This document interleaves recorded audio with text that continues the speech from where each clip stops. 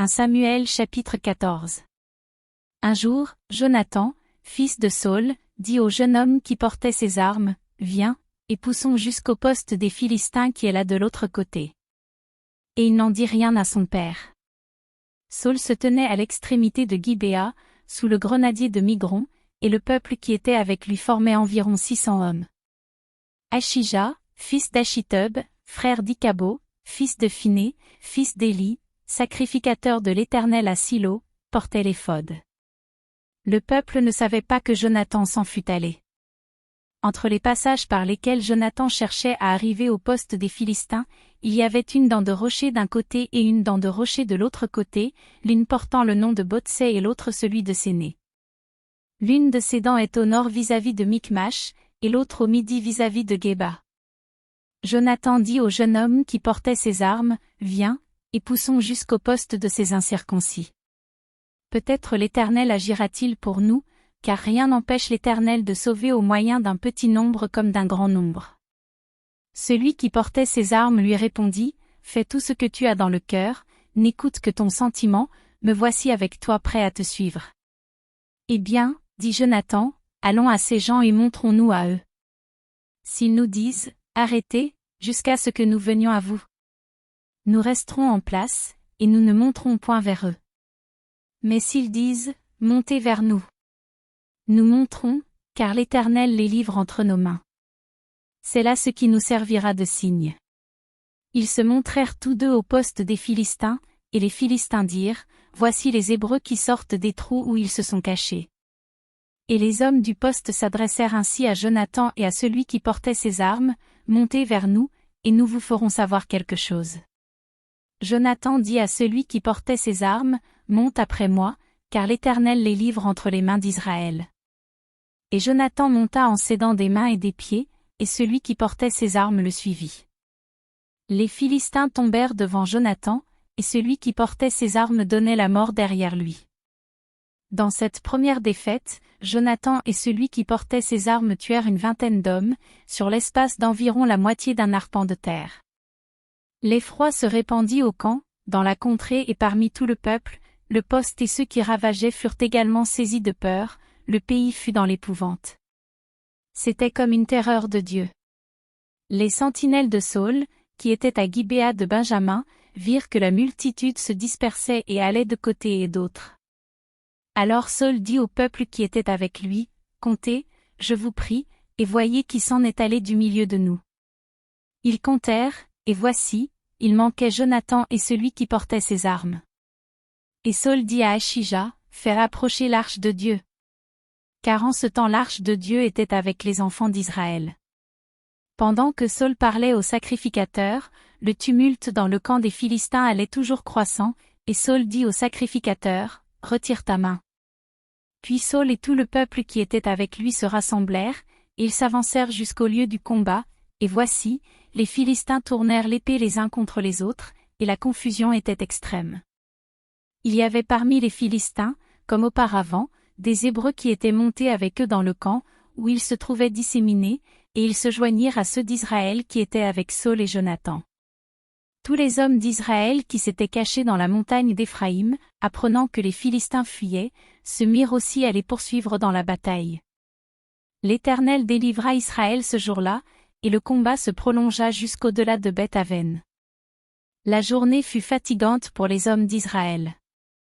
Saül avait fait jurer le peuple, en disant, « Maudit soit l'homme qui prendra de la nourriture avant le soir, avant que je me sois vengé de mes ennemis. » Et personne n'avait pris de nourriture. Tout le peuple était arrivé dans une forêt, où il y avait du miel à la surface du sol. Lorsque le peuple entra dans la forêt, il vit du miel qui coulait, mais nul ne porta la main à la bouche, car le peuple respectait le serment. Jonathan ignorait le serment que son père avait fait faire au peuple, il avança le bout du bâton qu'il avait à la main, le plongea dans un rayon de miel, et ramena la main à la bouche, et ses yeux furent éclaircis. Alors quelqu'un du peuple, lui adressant la parole, dit, « Ton père a fait jurer le peuple, en disant, Maudit soit l'homme qui prendra de la nourriture aujourd'hui. » Or le peuple était épuisé. Et Jonathan dit, « Mon père trouble le peuple, voyez donc comme mes yeux se sont éclaircis, parce que j'ai goûté un peu de ce miel. Certes, si le peuple avait aujourd'hui mangé du butin qu'il a trouvé chez ses ennemis, la défaite des Philistins n'aurait-elle pas été plus grande? Ils battirent ce jour-là les Philistins depuis Michmash jusqu'à Ajalon. Le peuple était très fatigué. Et il se jeta sur le butin. Il prit des brebis, des bœufs et des veaux, il les égorgea sur la terre, et il en mangea avec le sang. On le rapporta à Saül, et l'on dit, « Voici, le peuple pêche contre l'Éternel, en mangeant avec le sang. » Saül dit, « Vous commettez une infidélité, roulez à l'instant vers moi une grande pierre. » Puis il ajouta, « Répandez-vous parmi le peuple, et dites à chacun de m'amener son bœuf ou sa brebis, et de l'égorger ici. Vous mangerez ensuite, et vous ne pécherez point contre l'Éternel, en mangeant avec le sang. » Et pendant la nuit, chacun parmi le peuple amena son bœuf à la main, afin de l'égorger sur la pierre. Saül bâtit un autel à l'Éternel, ce fut le premier autel qu'il bâtit à l'Éternel. Saül dit, « Descendons cette nuit après les Philistins, pillons-les jusqu'à la lumière du matin, et n'en laissons pas un de reste. » Ils dirent, « Fais tout ce qui te semblera bon. » Alors le sacrificateur dit, « Approchons-nous ici de Dieu. » Et Saül consulta Dieu, « Descendrai-je après les Philistins? Les livreras-tu entre les mains d'Israël? » Mais en ce moment il ne lui donna point de réponse. Saül dit, « Approchez ici, vous tous chefs du peuple, recherchez et voyez comment ce péché a été commis aujourd'hui. Car l'Éternel, le libérateur d'Israël, est vivant. Lors même que Jonathan, mon fils, en serait l'auteur, il mourrait. » Et dans tout le peuple personne ne lui répondit. Il dit à tout Israël, « Mettez-vous d'un côté, et moi et Jonathan, mon fils, nous serons de l'autre. » Et le peuple dit à Saül, « Fais ce qui te semblera bon. » Saül dit à l'Éternel, Dieu d'Israël, « Fais connaître la vérité. » Jonathan et Saül furent désignés, et le peuple fut libéré. Saül dit, « Jetez le sort entre moi et Jonathan, mon fils. » Et Jonathan fut désigné. Saül dit à Jonathan, « Déclare-moi ce que tu as fait. » Jonathan le lui déclara, et dit, « J'ai goûté un peu de miel, avec le bout du bâton que j'avais à la main, me voici, je mourrai. » Et Saül dit, « Que Dieu me traite dans toute sa rigueur, si tu ne meurs pas, Jonathan. » Le peuple dit à Saül, « Quoi? Jonathan mourrait, lui qui a opéré cette grande délivrance en Israël. Loin de là. L'Éternel est vivant.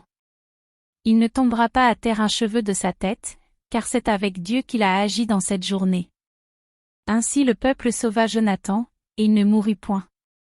Saül cessa de poursuivre les Philistins, et les Philistins s'en allèrent chez eux. Après que Saül eut pris possession de la royauté sur Israël, il fit de tous côtés la guerre à tous ses ennemis, à Moab, aux enfants d'Ammon, à Édom, au roi de Tsoba, et aux Philistins, et partout où il se tournait, il était vainqueur. Il manifesta sa force, battit Amalek, et délivra Israël de la main de ceux qui le pillaient. Les fils de Saül étaient Jonathan, Jishvi et Malkis-Shua. Ses deux filles s'appelaient, l'aînée Mérab, et la plus jeune Michal. Le nom de la femme de Saül était Achinoam, fille d'Ashima. Le nom du chef de son armée était Abner, fils de Ner, oncle de Saül. Kis, père de Saül, et Ner, père d'Abner, était fils d'Abiel. Pendant toute la vie de Saül, il y eut une guerre acharnée contre les Philistins, et dès que Saül apercevait quelque homme fort et vaillant, il le prenait à son service.